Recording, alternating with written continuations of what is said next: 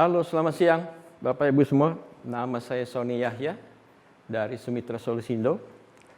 Terima kasih telah bergabung di track 4 Industry Solution.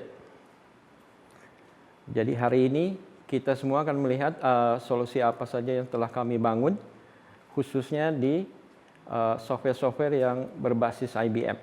Jadi hari ini kita akan melihat solusi kami yang dibangun, yaitu mengenai performance management.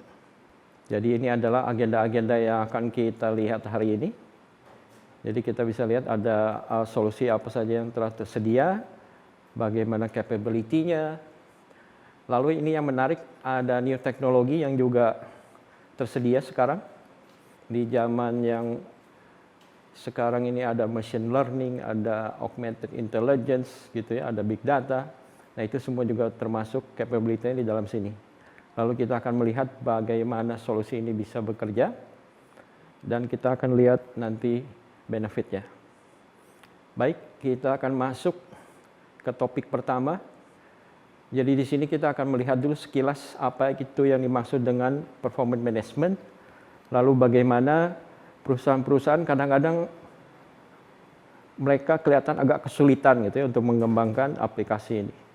Jadi bila kita semua telah tahu performance management itu manajemen performa, gitu ya. Jadi sebenarnya ini adalah sebuah sistem yang terdiri dari berbagai aplikasi untuk membantu kita memantau kinerja perusahaan. Jadi di dalam situ ada berbagai metodologi, berbagai matrix, gitu ya. Matrix itu sebuah indikator-indikator yang penting yang harus kita monitor. Lalu prosesnya seperti apa, bisnis prosesnya, dan sistemnya ini yang harus menyeluruh gitu ya, dari berbagai komponen. Ada komponen scorecard-nya, komponen reporting-nya, dashboard-nya, sampai ke budgeting planning. Nah ini semua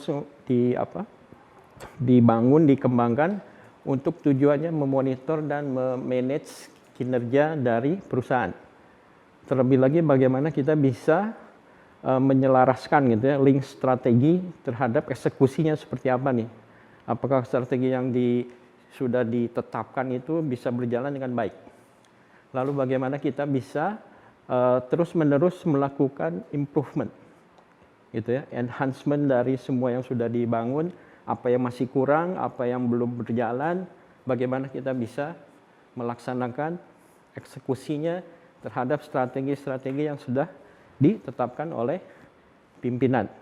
Nah ini adalah beberapa kesulitan-kesulitan gitu ya. Karena apa? Karena salah satunya adalah ini, indikatornya, matriksnya itu tidak mencerminkan situasi yang terjadi saat ini, gitu ya. Tidak sesuai dengan kinerja yang ingin dimonitor, gitu, ingin diperhatikan. Jadi pemilihan-pemilihan metrik ini harus konsisten, harus bisa menggambarkan situasi yang sebenarnya terjadi, gitu ya. Lalu berikutnya itu adalah targetnya. Jadi target yang ditetapkan ini terlalu mudah atau terlalu susah, gitu ya. Kalau terlalu mudah tidak ada yang menjadi kinerja yang bisa diharapkan. Tapi kalau terlalu susah itu para karyawan juga tidak terlalu berminat gitu untuk melaksananya, karena sudah tahu tidak akan pernah bisa tercapai, gitu ya. Jadi target-target itu diusahakan sesuai dengan kenyataan dan visible, gitu ya, visible, dapat dilakukan.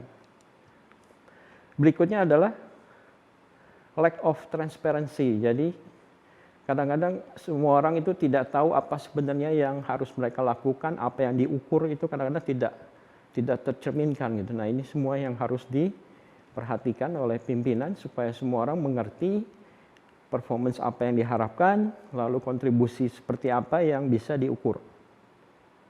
Itu ya. Berikutnya adalah ini, lack of relevance. Jadi kadang-kadang perusahaan itu ada berbagai jenis, besar jumlah karyawannya, lalu lokasinya juga ada misalnya di daerah tertentu, di regional tertentu, yang memang nanti tergantung pada karakter-karakter dari customer atau pelanggan-pelanggan yang ingin diharapkan menjadi pembeli dari produknya. Gitu ya. Jadi itu semua harus diperhatikan. Jadi misalnya karyawan-karyawan yang tidak bisa menghadapi orang-orang tertentu di daerah-daerah tertentu, itu semua harus kita perhatikan supaya integrasi antara komunikasi antara orang-orang ini bisa berjalan dengan baik. Itu lalu karakter-karakter dari berbagai sektor industri juga itu tidak sama gitu. Jadi bagaimana indikator-indikator kinerja yang bisa berjalan di satu perusahaan belum tentu bisa berjalan di perusahaan lain. Gitu ya. Lalu sekarang kita melihat ada banyak perusahaan startup gitu ya.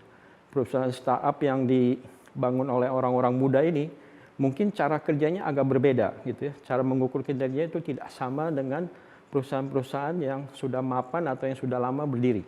Nah, itu semua yang harus kita perhatikan dan kita ketahui bagaimana supaya kita bisa mengatur kinerja dan indikator apa yang harus diukur.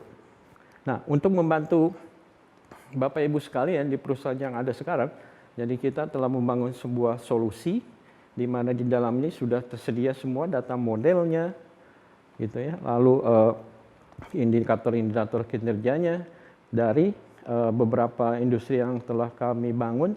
Di sini ada distributor, ada wholesaler, lalu ada buat bank, dan juga untuk financial planning. Ya, jadi ini nanti khusus untuk orang-orang planning yang bisa membangun budgeting dan planning. Nah, inti semua dari corporate performance management atau manajemen performa ini itu adalah baseline-nya. Itu awalnya itu adalah bagaimana kita bisa membuat planning yang bagus.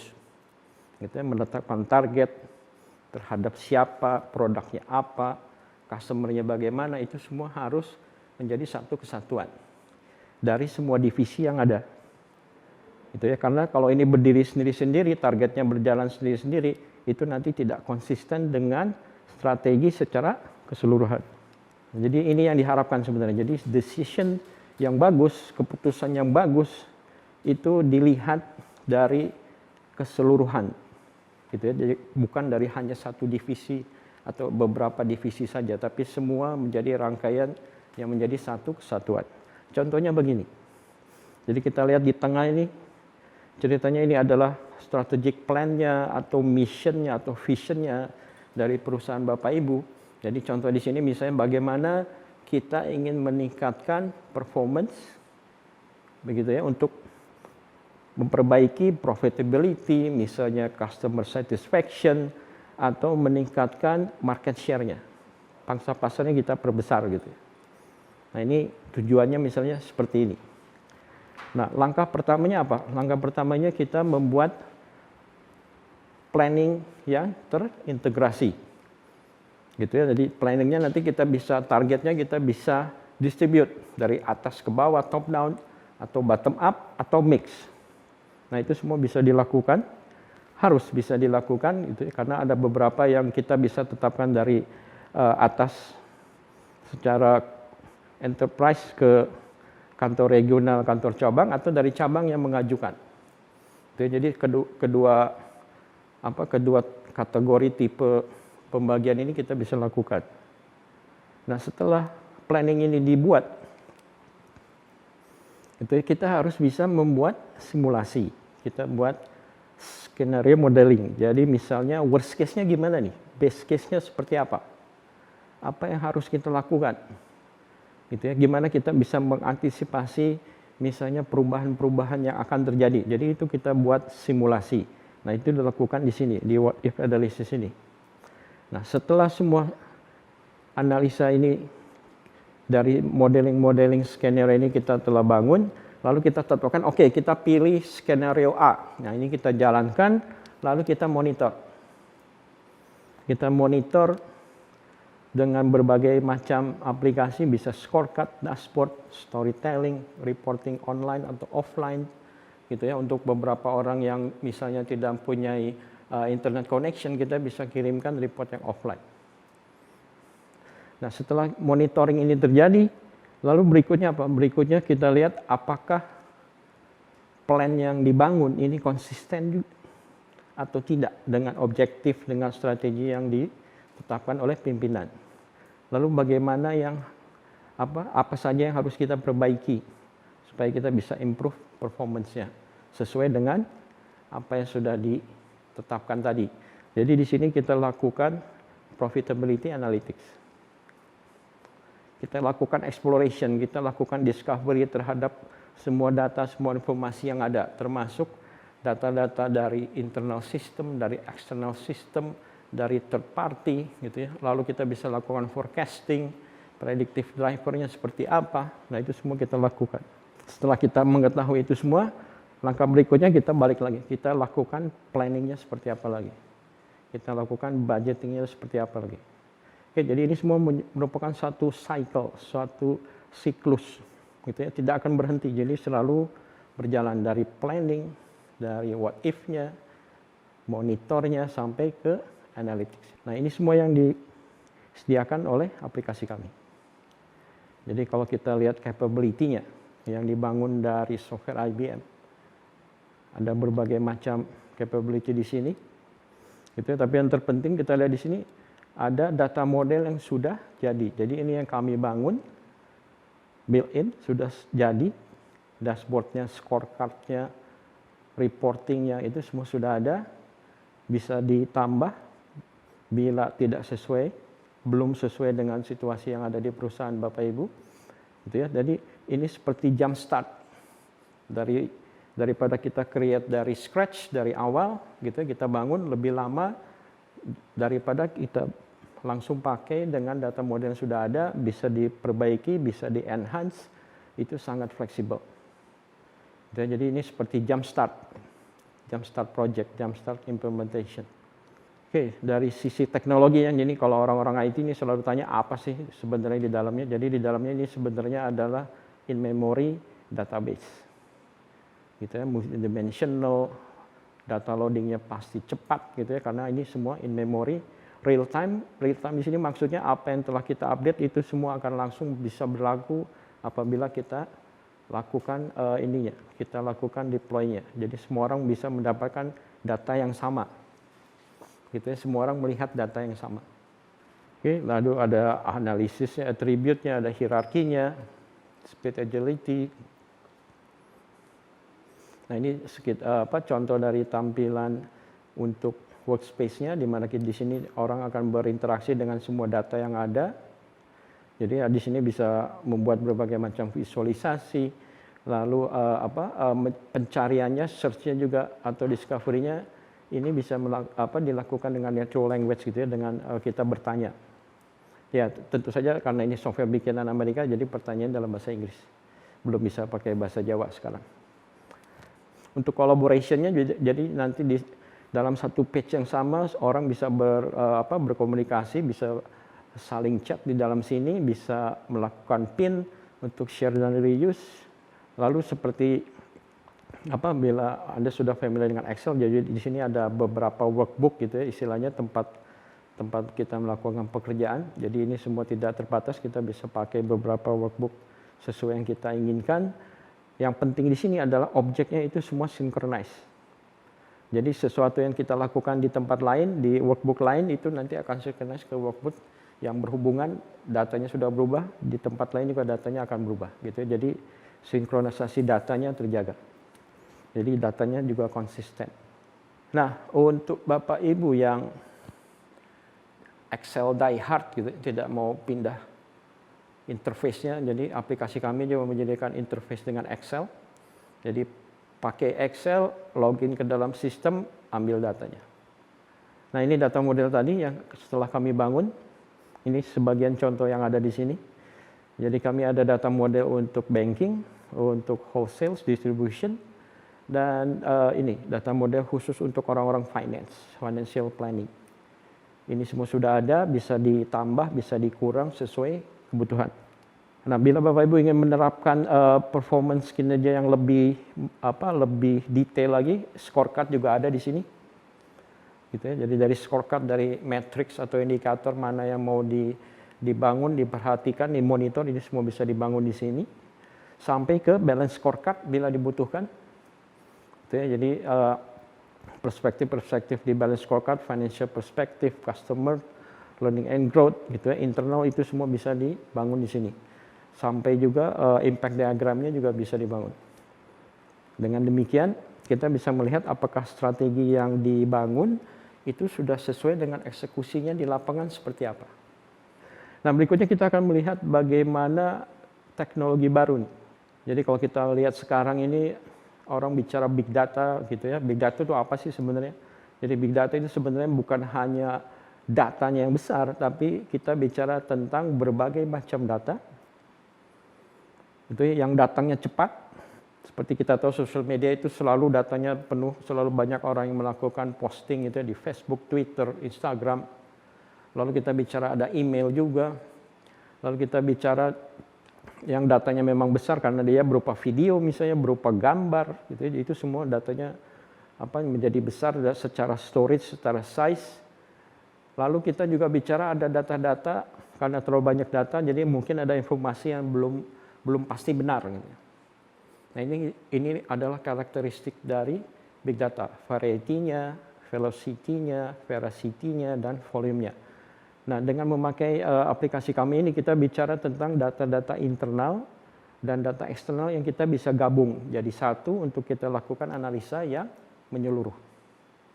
Jadi kita tidak hanya melihat ke dalam tapi kita melihat keluar juga apa yang terjadi di luar, bagaimana kita bisa antisipasi, bagaimana kita bisa leverage, kita bisa menggunakan situasi yang ada untuk kita melakukan selling misalnya. Seperti sekarang dalam keadaan pandemi ini kita bisa jualan apa nih? Kita lakukan analisa, kita lihat apa yang sedang terjadi, bagaimana demografinya, bagaimana situasi yang sedang terjadi. Nah, itu semua kita bisa analisa menjadi data yang menyeluruh, jadi satu gitu. Jadi dengan demikian, kalau tadinya kita hanya bicara planningnya aja gitu ya, bagaimana planningnya telah kita bangun, lalu apa yang sedang terjadinya gitu ya, itu semua sekarang menjadi kesatuan lagi karena kita bicara tentang diagnostiknya seperti apa yang sedang terjadi, itu semua dilakukan oleh aplikasi karena ada AI-nya tadi, ada augmented intelligence-nya, bagaimana menemukan drivernya, prediktifnya itu juga semua bisa ditemukan oleh aplikasi, lalu preskriptifnya juga bisa dilakukan secara otomatis oleh sistem. Jadi kita meningkatkan kinerja kita, orang-orang biasa nih, yang tidak punya skill statistik, skill mathematician untuk menjadi data scientist. Dengan aplikasi ini kita menjadi citizen of data scientist. Jadi aplikasi ini membantu kita menjadi seolah-olah orang yang mengerti data dan bisa melakukan modeling-modeling yang dibangun oleh sistem ini. Itu ya, jadi di sini kemampuan AI-nya sendiri itu semua statistik-statistik yang basic itu semua bisa dilakukan oleh aplikasi ini secara otomatis.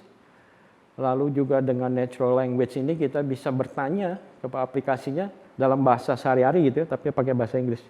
Jadi misalnya kita bisa bilang show top 5 product sales in region A.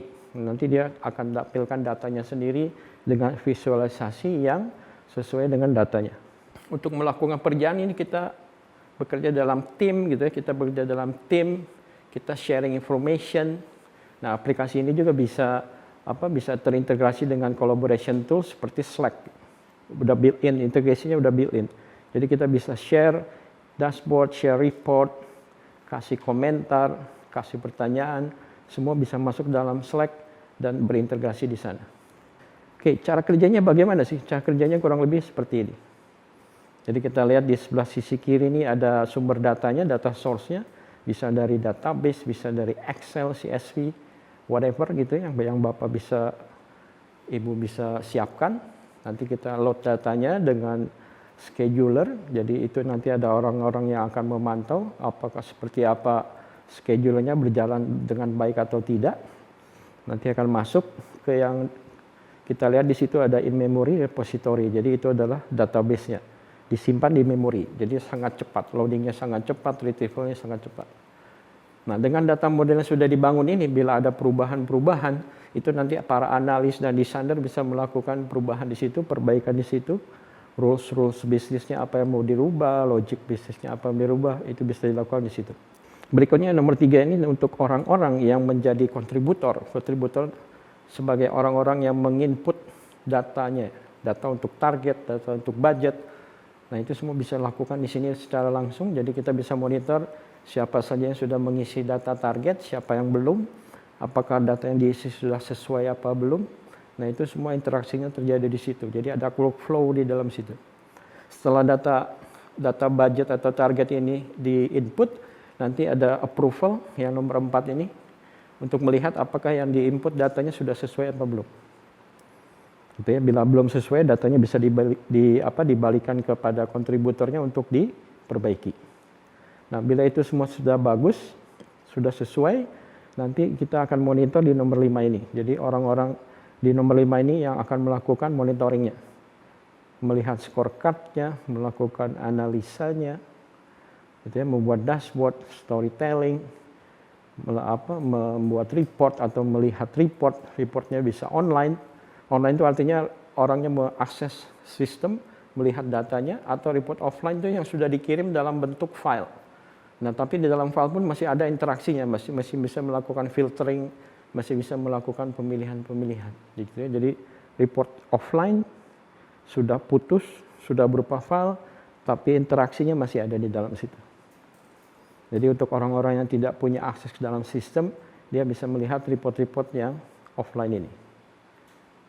Jadi cara kerjanya kurang lebih secara simple, gambarannya seperti itu.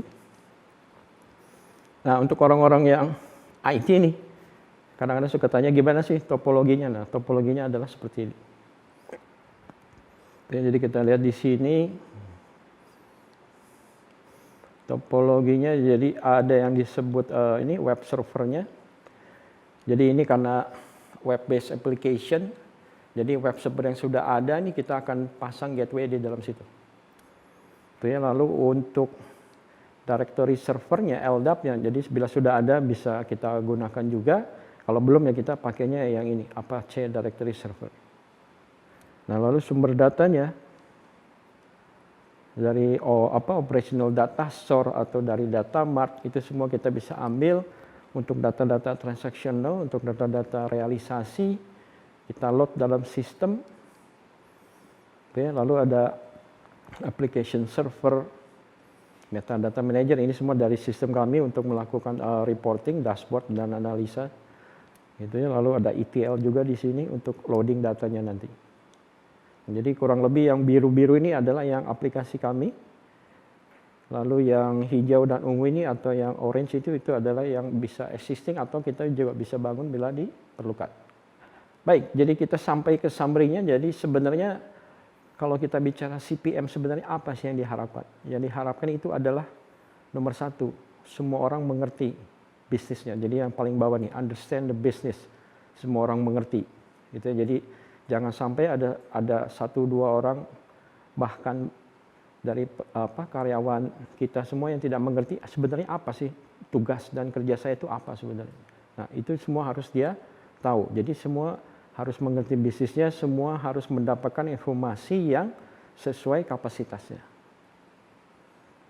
Nah, setelah semua orang bisa mengerti bisnisnya, lalu kita bisa melakukan manajemen bisnisnya. Jadi bagaimana kita melihat targetnya dan realisasinya seperti apa, lalu siapa yang bertanggung jawab atas objektif-objektif tersebut, dan bagaimana kita bisa meningkatkan kinerjanya termasuk dari sisi karyawannya sendiri. Jadi nanti ada learning and growth-nya juga dipantau.